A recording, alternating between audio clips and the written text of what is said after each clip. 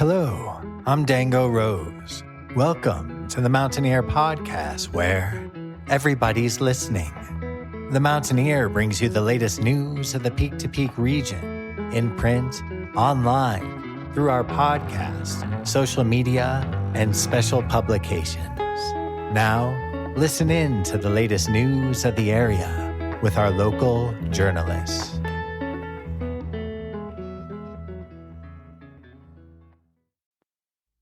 Hello there, everybody. My name is Jamie Lammers, and welcome to another audio segment of the Mountaineer Podcast. I've been doing a lot of readings on the podcast lately. I'll be bringing back interviews in the very near future with our next Music of the Mountains episode. But today, I'm bringing you a full audiobook episode of the Mountaineer Podcast. I've been looking for more background information on the life and works of writer and artist Jane Wodening, who lived in the Peak-to-Peak community for a long time. In my search for information, of course, I found her main website, and I found a list of her books, which included a book called From the Book of Legends. Talking to family members of Jane, I heard that there was one book of hers that was out of print, and it was this one. I happened to find a copy. So, for this episode of the Mountaineer Podcast, I wanted to read the full book From the Book of Legends. Special thanks to Janette Taylor and Desirae Brakhage for their help in my search for more information about Jane and for blessing me with bringing these books to the Mountaineer Podcast. To learn more about Jane's works and to purchase a copy of one of her books, be sure to head to her website, janewodening.com, or find them at Blue Owl Books and Boutique, located at 176 Colorado 119 in Netherlands. And now, let's get into the book. From the Book of Legends. Stories of Maya Deren, Joseph Cornell, and Charles Olson. By Jane Wodening. With a preface by Robert Creeley. Published by Invisible Books, 1993. Originally published in 1989 as a limited edition by Granary Books, New York, USA. A preface by Robert Creeley. Possessed by time and place, it's inevitable that people accumulate themselves as the stories of who it was they encountered, and of what consequence those meetings seemed to be. Tales of the tribe, Pound called them, with magniloquent emphasis. As soon as one can sit down at all, it seems the reflections begin, gathering like rings in a pool flicked by insect or bird, or just the silence of oneself in a deepening quiet of woods. It must be we take the so-called social either into ourselves, or else go out to meet it.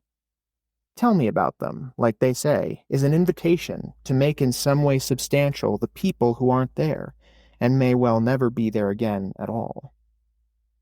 Surely one use in being old is the memory, however faulty, of all that has so come to be in one's own mind, in that comforting place of one's securing imagination, where real toads in imaginary gardens are a commonplace indeed.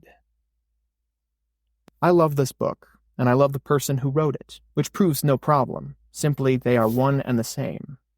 The apparent difference between a storyteller and a usual writer of fictions, if stories are ever such, is that the former is part of the story, while the latter is objectively absent, the discrete and convenient agency which serves the meal without partaking apparently, who never quite joins the party. In contrast, Jane Wodening is a storyteller, a great one, warm, ample, inventive, and sure.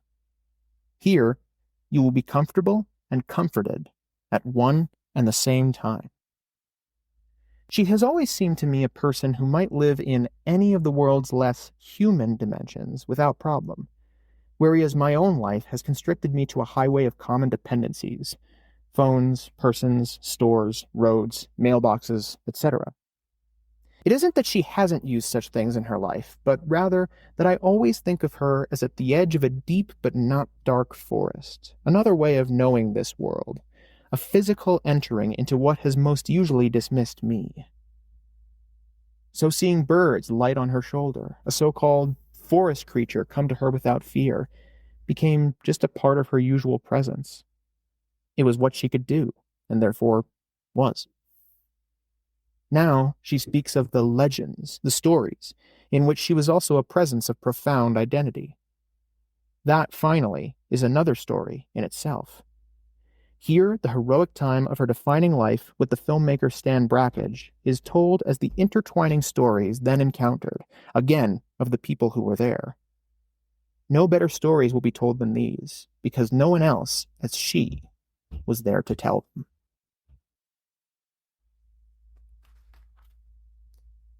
Forward. Once upon a time, not so very long ago, there lived a good witch, and her name was Mabel Dodge. Mabel Dodge was from a family which had money, so she was called an heiress, and this made her very attractive to men. She was also beautiful and intelligent and sensitive and vulgar and wise and generous and kind. And these attributes brought her into contact with artists wherever she went, and Mabel Dodge traveled all over America and all over Europe. And the way she traveled was in this wise. She would go to a place and move into a nice big house, and to that house she would draw all the artists and other people too. She drew thinkers and inventors and leaders of rebellion and people who were saying things no one had ever even thought before. And all those people would gather in the house of Mabel Dodge from miles around, and they would eat and drink and be merry, and they would talk together about everything they were thinking about. And Mabel Dodge was the queen, and they were the court, and if one of them made something, she would make space to show it to everyone gathered in the court, and thus all of the people were encouraged. And wherever she went, people would be encouraged to make wonderful things out of their most deep and new and aesthetic thoughts and feelings. Mabel Dodge had a powerful magic, and she moved from place to place, and in each place some new thing would start, or some form that was fading in the bud would blossom, and people would be changed and inspired for all the rest of their lives. And the secret of Mabel Dodge's magic was that she was always falling in love, and when she fell in love, she wanted everything to blossom around her. And it was by falling in love that she would open her heart to everyone and bring them to her court, and she would help the artists and provide space for them and things they needed with her money. And when she would begin to fall out of love, she would make sure everything could go on flourishing as she left that place, and she would move on and fall in love again. She helped Cubism and Freudian psychoanalysis and the Provincetown Playhouse and the Dowse movement and many other groups and individuals besides. For one brief period, she fell in love with Edgard Varese. Edgard Varese was amazingly beautiful, and he was a composer of music. His music was wild and harsh, but although everyone said it was discordant, the truth was that Edgard Varese couldn't stand discordance, and it upset him so much that after some years he left the city and he went with his wife Louise, whom he married when Mabel Dodge fell out of love with him, to the quietest place on earth that was called Death Valley, because it was a desert so dry and so hot that no one could live there. Even locusts couldn't live there. And for 10 years they lived in Death Valley, and Louise wrote translations of French detective novels so that she could buy food for them to eat in the desert. After the 10 years were over, Edgard and Louise Varese came again to New York City. And one day I met them on the street, and Edgard Varese smiled on me, as though he knew me and loved me on sight. And his smile is carved on my memory, although he's been dead now many years, like the smile of the Cheshire cat stayed in the tree after the cat was gone. Maya Deren. Isadora Duncan was a beautiful and wild dancer who had danced in her own way and became known everywhere for her strange form of dancing. She was also a communist and made strikes and confusion among the people. Everywhere she went, she was adored, and her way of dancing became the new way of dancing, and it was called modern dance. She always wore a very long scarf around her neck, and one day the other end of it wrapped around the wheel of her car and killed her. Maya Deren heard the stories of Isadora Duncan and wanted to be like that. Maya Deren's father had come over from Russia, and he was studious and an anthropologist, and he had wanted a boy. Her mother was brash and dumpy. Maya was brash too, but she was slim and graceful and full of fire.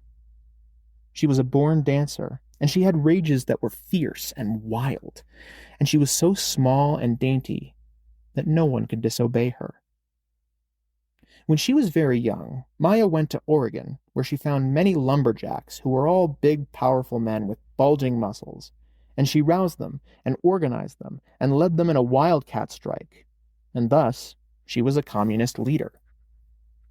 But Maya Deren wanted to dance too, so she went to Los Angeles, and there she met Sasha Hamid, and they made a film together. That was during the war. After the war, she traveled across the land showing her film and talking about it and about art. And she and Sasha were no longer together, but Sasha had another woman, and they all lived in New York City in 2 separate places. And she and Sasha and his new woman made a film about a cat having kittens. Then she used Parker Tyler, who was a poet and a critic, and Anais Nin, who wrote diaries that told everything, and John Cage, the composer, in a film. And she made other films too. And after that, she went to Haiti. In Haiti, she was fulfilled. She learned about voodoo, a religion of shamanistic power, and this religion was based on dance. And when she danced in Haiti, she was possessed of the voodoo gods, and she had power over men. And so she became a priestess, and her red hair stuck out all over her head like sparks, and she wore her hair that way the rest of her life. Maya Deren came back to New York City and became a priestess there, and she had jars with gnarled roots in them preserved in rum, and other jars with strange spices or colored powders for voodoo rituals. And she wrote a book about voodoo, and it was acclaimed a good anthropological book, but before it was even begun, her father was already dead, so she couldn't prove to him that she was as good as if she had been a boy. Taiji Ito ran away from home when he was not yet grown, and he was eating garbage and sleeping in movie theaters between the rows of chairs. And one day, Maya Deren went back into the movie theater because she had left her gloves. And there, between the rows of chairs, she saw Taiji Ito lying asleep. And she took him home with her. And he was her man for the rest of her life. And he became a composer and made musical instruments. Maya kept cats and named them after voodoo gods, and many of these cats hated each other. Gede and Erzuli had the run of the house, but the others had to be locked up in rooms and behind fences. When Maya showed her films in New York City, her mother would always come to the shows. And before the show, Maya and her mother would scream at each other in front of the theater. Sometimes Willard Moss would hold meetings of the filmmakers, and then Maya would scream at everyone, and they would scream back too, and Willard Moss would defend her because she was a woman and so small, though she didn't need him to defend her. There was a doctor in New York City who gave everyone the same thing. It was a brown liquid, and they would inject it into their rumps, and then they would feel good. And he was called Dr. Feelgood. And many artists went to him. Even President Kennedy went to him, or so I've heard. And they all got the brown medicine to inject into their rumps. Tennessee Williams, who wrote great plays, used Dr. Feelgood's medicine all the time, and he felt he couldn't bear to live without it. One time, Tennessee went all the way to the Middle East, and when he arrived, he found that he had forgotten to bring Dr. Feelgood's mixture, so he came right back. Maya Deren, although she was always very poor, always paid the very high price that Dr. Feelgood asked, and sometimes she would inject the medicine into her rump in the presence of men, and they would always be very pleased to see her leg all the way up to her rump. Jeffrey Holder, the dancer, was going to marry his leading lady. Jeffrey was Haitian, and he believed in voodoo, but he was also hungry to be a star in the eye of the public, so he didn't insist on voodoo. He was to have a big wedding, and it was to be news. He asked Maya to be in charge of the voodoo rituals and decorations at the reception. She was very excited about it, hoping that now she would have glory.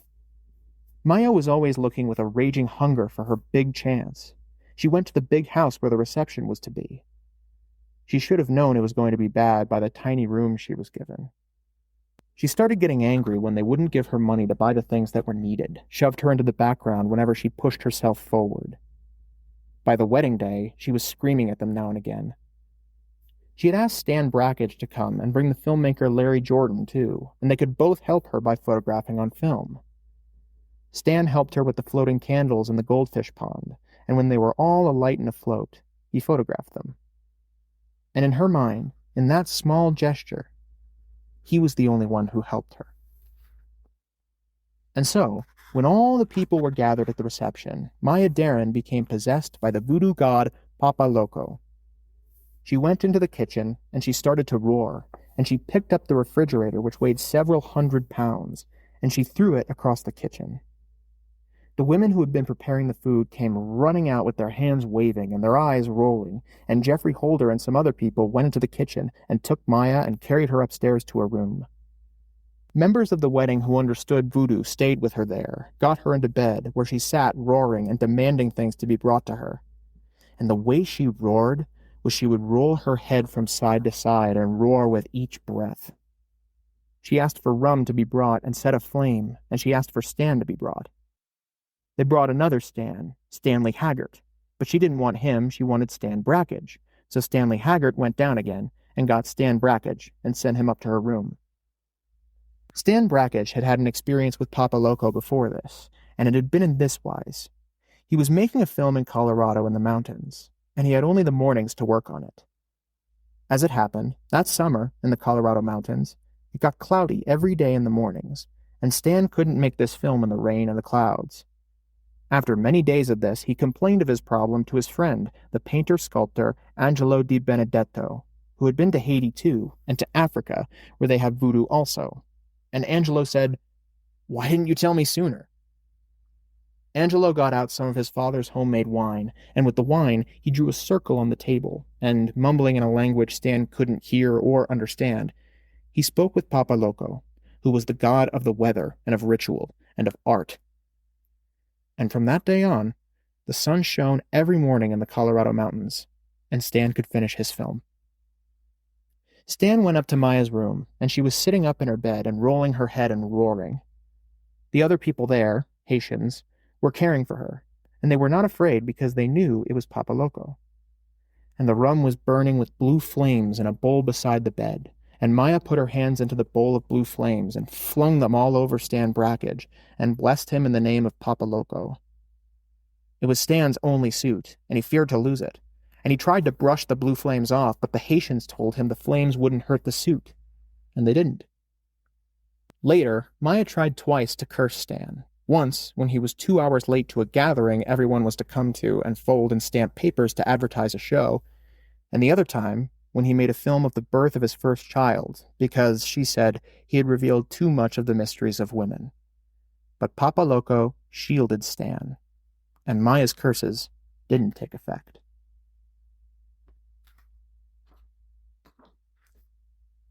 Joseph Cornell. Joseph Cornell felt that women were goddesses, or angels, or mystical embodiments.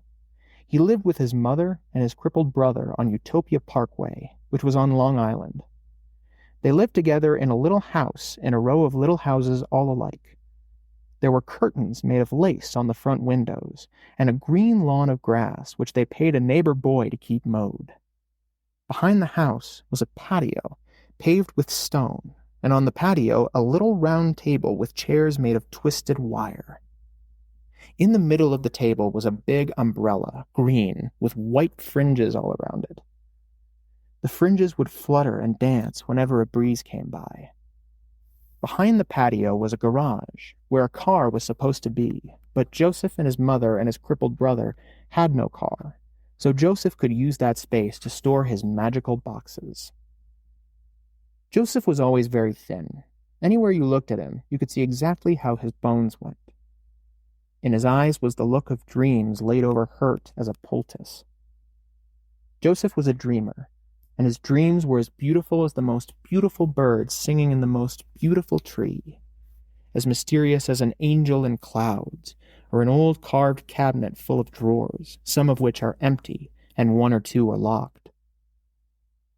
In Europe, where many of the people came from, there were always many beautiful things that men had made, paintings and cathedrals and statues. When the people came to America, they missed seeing those things, particularly the women missed it. So the women, lacking the materials to make those grand things of Europe, sometimes would make boxes in which they would put dried flowers and stuffed birds, pictures, seashells, mysterious words. And they could then look into these boxes and find a happiness that people have when they see a dream fulfilled by a pair of hands. Mostly, it was country women who made these boxes, and they knew very little about the history of art.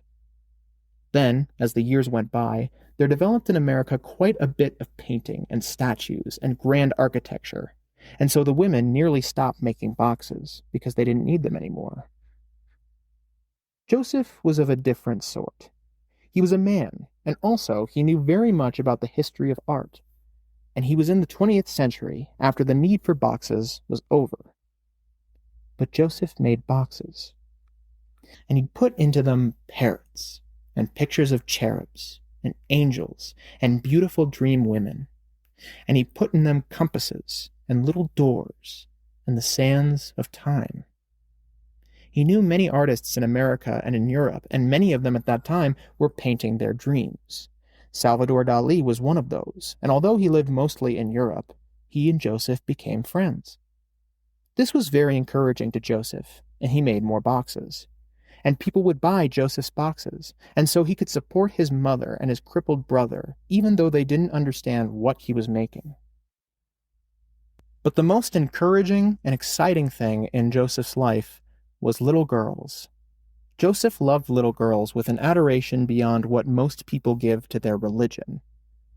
There were little girls in the neighborhood of Utopia Parkway, and he would make friends with them, offer them cookies and pink lemonade, and let them look at the boxes he had stored in his garage. Sometimes he would let them take one home to look at, never telling them that the boxes were worth thousands of dollars.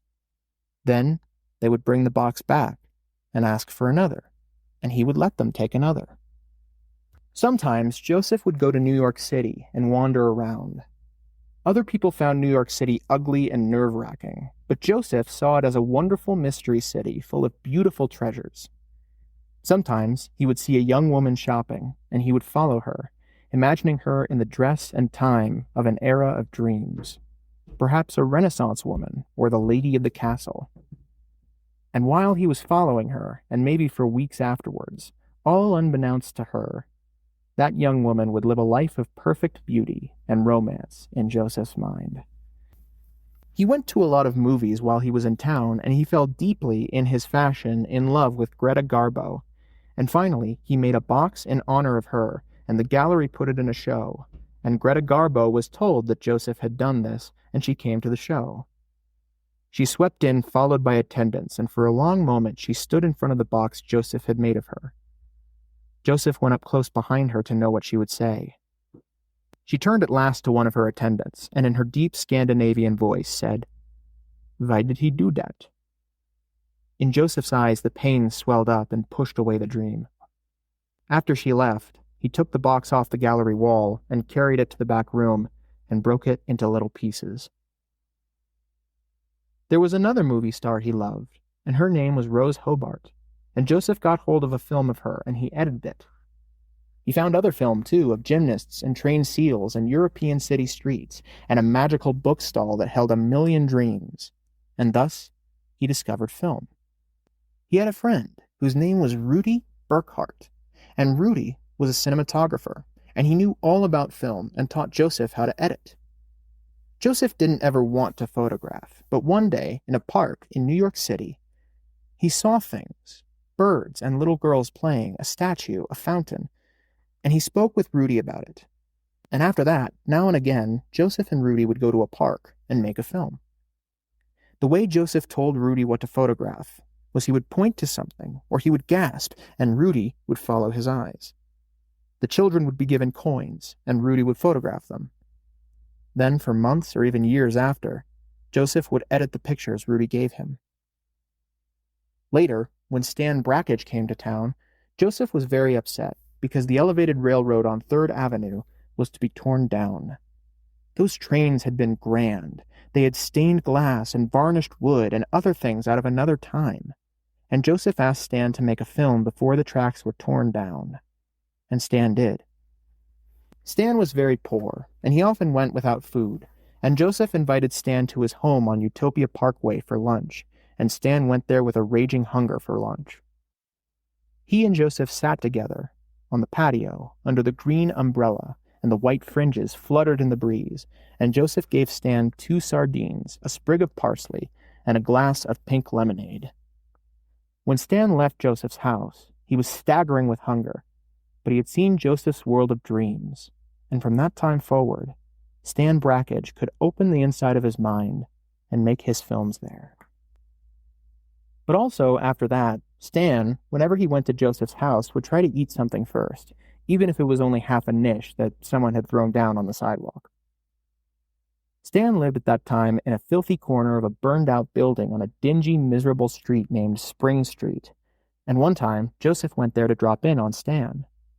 Joseph didn't see the ugliness of the street. He saw only enchantment.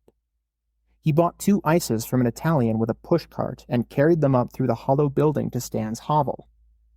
"Which color would you like?" Joseph asked. And Stan ate the red, and Joseph ate the yellow, and they sat in Stan's sooty kitchen eating ices together, and Joseph talked about the beauty and wonder of Spring Street. Soon after that, Stan moved away to Denver, but Joseph wrote to him again and again about the magic of Spring Street. Stan didn't want to think any more of Spring Street, so he sent Joseph a book of poems by Lorca, all about the pain and horror of living in such a place as Spring Street. Joseph was inspired by that book, and he and Rudy Burkhart and a young girl went together to Spring Street, and in that street and others nearby, Joseph made a film, and he called the film the Lorca series, after the book which Stan had given him. Joseph Cornell loved his mother, and he loved women of her age because they had been brought up in the 19th century and had been the subject of dreams, and they knew how to be gracious and always maintain that form. There was a group of such ladies who met sometimes in the museum, and sometimes Joseph would show them his films, and they were always kind to him. Once he allowed Parker Tyler and Charles Bolton House to come too, and it was Christmas time, and after the show was over, Parker said, "The images are beautiful, but, Joseph, don't you think the symbolism is just a bit oblique?" And Joseph said, "I don't think that's very nice, Parker, considering the season and all." And for 2 years after that, he wouldn't speak with Parker or Charles, but after the 2 years were over, he relented. Parker and Charles appreciated Joseph's boxes and his films too, and one day they were visiting someone who had been very close with Joseph and to whom he had given one of his boxes. This person was very angry with Joseph. "He has no recognition of any other person's feelings but his own," he said. And he had that very day thrown away the box that Joseph had given him. When Parker and Charles left his apartment, they went to the garbage cans on the street and searched among the rotten food and dirty diapers for Joseph's box. At last they found it, but it was very much broken, and some things were lost. They looked very carefully through all the garbage and got every piece they could. It took them many months to restore it, going to dime stores for little toys, buying pieces of glass and wood, little bags of different colored sand. The box was full of small wooden drawers with scroll handles, and inside each was a different dream, and some of them were empty, and 1 or 2 were locked. The Giant of Black Mountain. There was a mountain far to the south, and it was called Black Mountain, and anyone who went there was transformed into an artist, if it was at all possible, which it very often is not. And many people lived there for some years, and many were there only a few days, and among those 2 kinds were John Rice, and Nell Rice, and Michael Rumaker, and Clement Greenberg, and Theodore Stamos, and Aaron Siskind, who was from the Bohos, and later he lived many years in Chicago, and he made photographs. And Victor Sprague, and Gene Varda, and Gropius, and Stan Vanderbeek, who was the only filmmaker who went through the Black Mountain. And there were Franz Klein, and Robert Rauschenberg, and Robert Motherwell, and Jess Collins, and Willem de Kooning, and Elaine de Kooning. These were among the great and famous collagists and painters of their time. Franz Klein had this specialty that with 3 strokes of his brush he could make a great painting, and he used the New York City telephone book to practice, and to wipe his brush also across the names and telephone numbers of the residents of that city. And now some of the pages of his telephone book have been saved as great works of art. Robert Rauschenberg used both paint and collage and many other things also, and his work was great too. But one time he made a film, and it was shown on television, and Stan Brakhage and Jane Brakhage and Peter Kubelka were all together in a little room and saw Robert Rauschenberg's film on the television. And after it was over, the 3 of them looked at each other, and Peter Kubelka said, "It is very hard to make a film." And all 3 of them laughed together in that little room, and after that, Robert Rauschenberg's film was seen no more. And David Tudor was there, a fine musician who devoted his talents to the works of John Cage, and always ate 2 hamburgers plain with no trimmings before a concert if he could, and he was very small and slim and dainty. And John Cage, the composer, who when he was attacked in a question-and-answer tournament would always stand with a big smile and quote from Buddhist philosophy, and he always said he used chants to compose his music, but no one could approach his style. And Joseph Albers, and Eric Bentley, and Eric Weinberger, and Paul Goodman, and John Dewey, and there was Merce Cunningham, the dancer, who was very slim and straight, and went on dancing, even when he was very old, and he is dancing still. And Buckminster Fuller, the great inventor, who invented a 3-wheeled car which really could turn on a dime, but nobody bought it, and he slept only 3 hours in every 24, and lived to be very old, and he invented architecture structured like protein molecules with their strength based on a perfect balance of tension, as was his.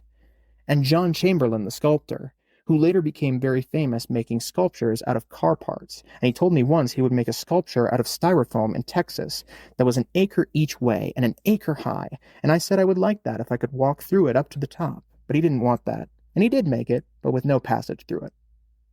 And there was Fielding Dawson, the prose writer, and many poets, Gregory Corso, who lived like a demon and wrote poetry like an angel, and Dan Rice, and M.C. Richards, and Paul Blackburn, and John Wyners, who was insane and went through many, many shock treatments to cure his insanity until he could remember nothing, not his friends or his childhood or even his own name, but movement and language. And after that, he was still the same poet and wrote in the same style. And Jonathan Williams, who had the stigmata of riches, and Joel Oppenheimer, and Edward Dahlberg, and Ed Sanders, who later edited and published Fuck You, a magazine of the arts, and liked to investigate scandals like Naropa and cow mutilations. And there were Ed Dorn, and Robert Creeley, and Charles Olson, who was the giant.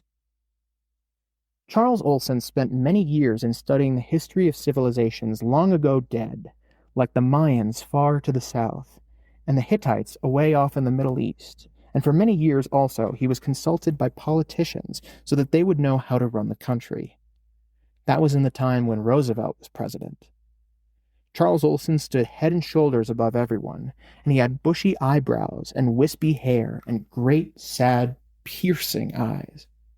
His voice came out of deep inside his body, and it was soft and tender and full of tears and laughter. And the memory of the Mayan and Hittite civilizations permeated his soul as though he had lived them all through from the beginning. He had learned the languages of their times, and he could read the runes they left behind.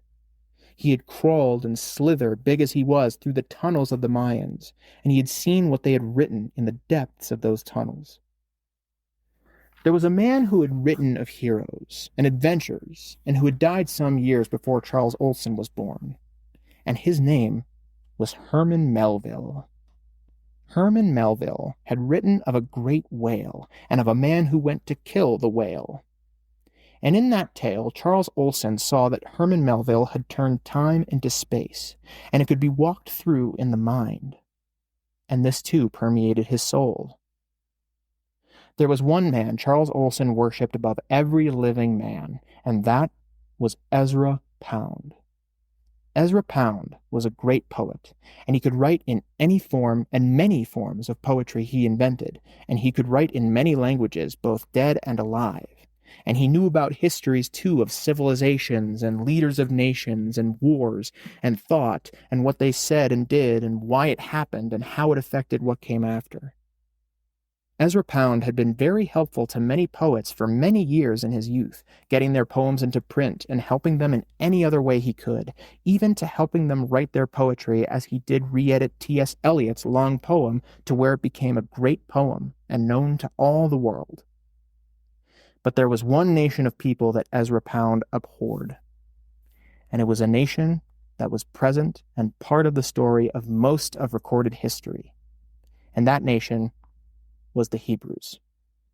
Ezra Pound called the Hebrews Yids, and the more they did and affected, the more he wanted to get them out of the world and out of history.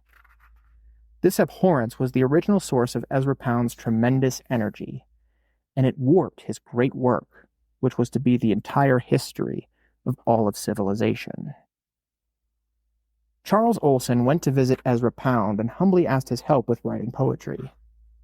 Whether it was that Charles Olson let slip in conversation that he did not abhor the Hebrew people, or whether Ezra Pound felt that this warm-voiced giant was going to be a great poet and too close to his own poetry for comfort, is not known. But Ezra Pound told Charles Olson to go away and not come back, and after that Ezra called him that Swedish Yid, which was the same as saying he wished Charles Olson never existed. Charles Olson went home in tears and sorrow, and he went sorrowing to bed, and with his eyes red and his pillow wet, he slept. And in his sleep he dreamed, and in this dream Ezra Pound came to him and told him how to write poetry. Of rhythm is image, of image is knowing, and of knowing there is a construct, he said. And when Charles Olson awoke, he wrote, and many times after that, Ezra Pound came to Charles Olson in his dreams and spoke to him about poetry. And soon, Charles Olson was a giant among poets, as he was a giant among men. But Ezra Pound always spoke against Charles Olson and never admitted to visiting him in his dreams. Charles Olson became Lord of Black Mountain when it was crumbling. And while it was crumbling was when it was shining like a light across the land. Robert Creeley made a magazine, and he called it the Black Mountain Review, and it was the writings and drawings and ideas of the people of the Black Mountain. And Charles Olson called Robert Creeley the figure of outward, because he always looked outward from himself in the style of love. The giant called Robert Creeley and Ed Dorn his two poetic heirs. And Ed Dorn he called the geographical, because Ed Dorn wrote about the land, and he could write a poem about a people or a place in such a way that anyone who had read the poem knew that people or place down to the smells and the sounds and the feel on the skin. And Harvey Brown rose up in the north, and he said to Charles Olson, "Tell me a book I should publish." And thus, the people of Black Mountain got published. And they were there together to encourage each other. And though they had little food and less heat, they could gather together around the kitchen table and talk with each other until dawn.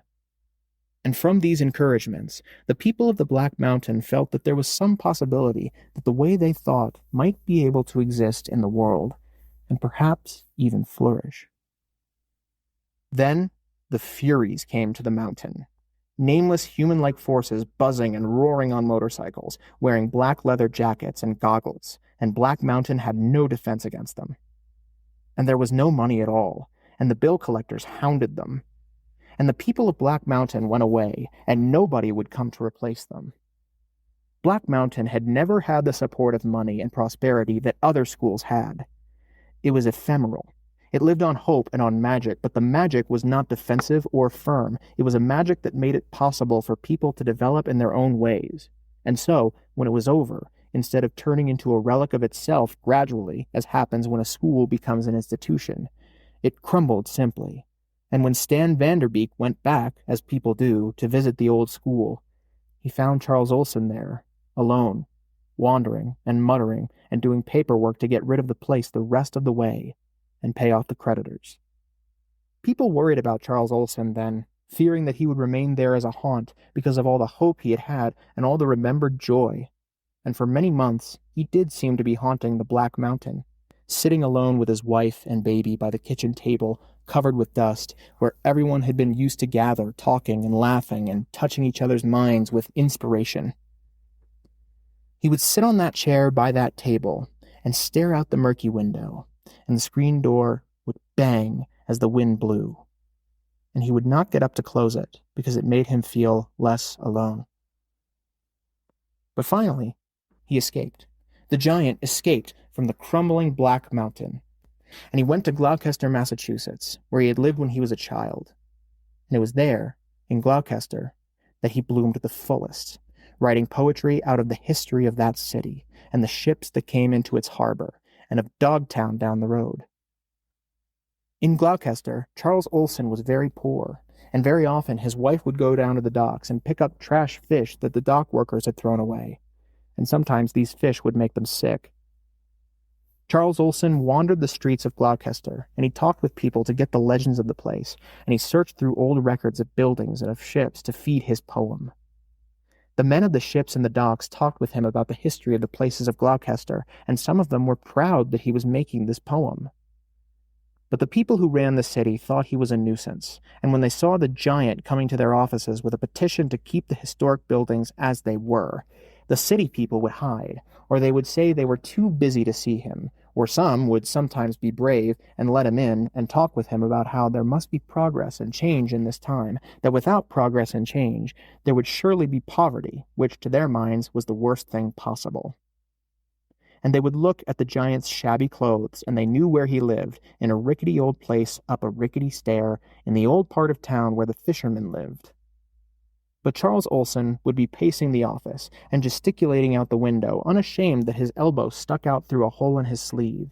And he would be saying that a city which didn't tear down its old parts, or didn't increase in population, was the very newest thing in the land.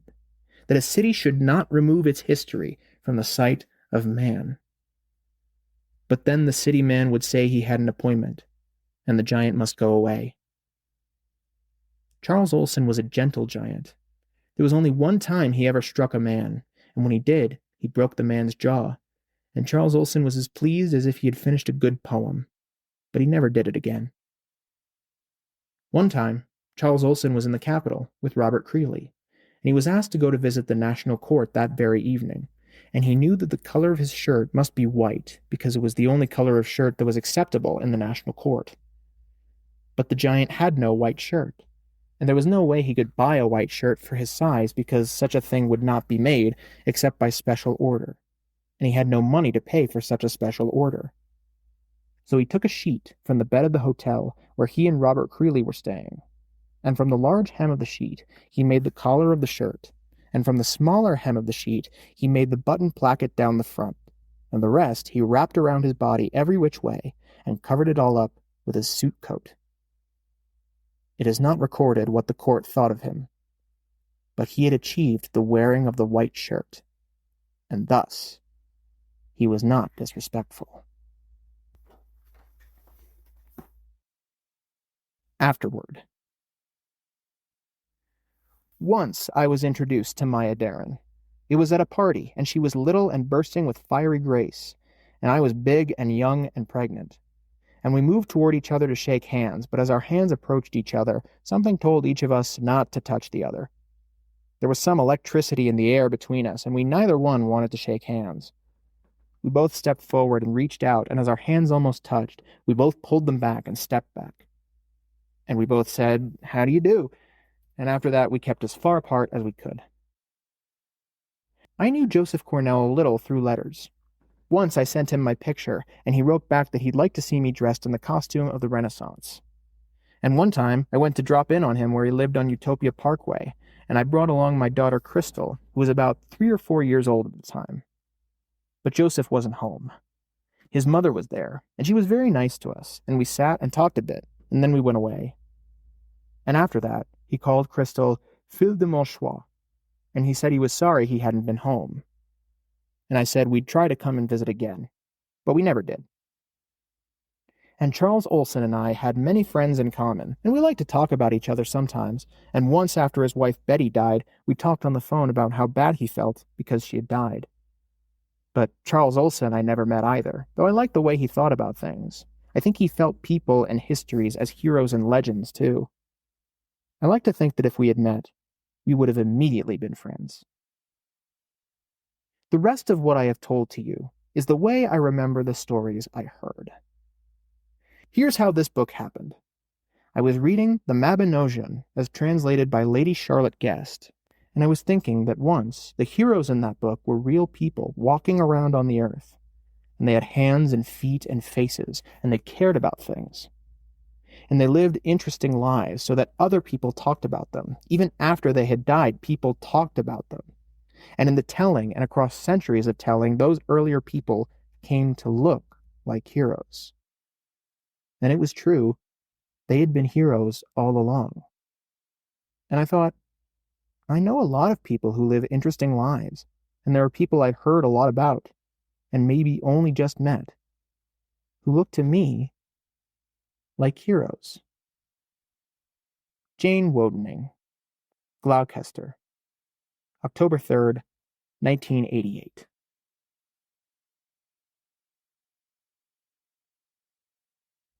Thank you so much, everybody, for listening to this special full audiobook edition of the Mountaineer Podcast. Be sure to stay tuned for another episode very soon. To learn more about Jane's works and to purchase a copy of one of her books, be sure to head to her website, janewodening.com, or find them at Blue Owl Books and Boutique, located at 176 Colorado 119 in Netherlands. If you'd like to share this audiobook or another episode of the podcast with whoever you see fit, then be sure to head to the mtnear.com and scroll near to the bottom, or head to our podcast's main hub at the mtnearpodcast.buzzsprout.com to see a full archive of all of our episodes. If you're interested in being involved in the paper and or the podcast in any way, shape, or form, be sure to email our editor-in-chief, Barbara Hardt, at info@themountaineer.com and or myself at media@themountaineer.com, and we'll get something sorted for you. To learn more about advertising, email frontdesk@themountaineer.com or head to the mtnear.com/advertise to see what packaging options are available. And finally, if you want to find our most important pages, be sure to check out each individual podcast episode description to find our Facebook, Instagram, YouTube, and events calendar, where you can submit upcoming events from your venues. You can also find important pages on the top right side of our homepage. I'll see you guys next time. Have a great rest of your day.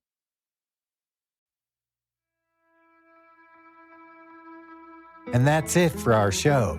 Subscribe online to get more access to more news, weekly updates to our community calendar, and a link to our YouTube channel by visiting themountaineer.com. Be sure to use the coupon code PODCAST when subscribing for a 10% discount, only available to our listeners. If you are in the local Peak-to-Peak area, be sure to pick up a print edition of The Mountaineer at a local business. I'm Dango Rose. Thank you for listening.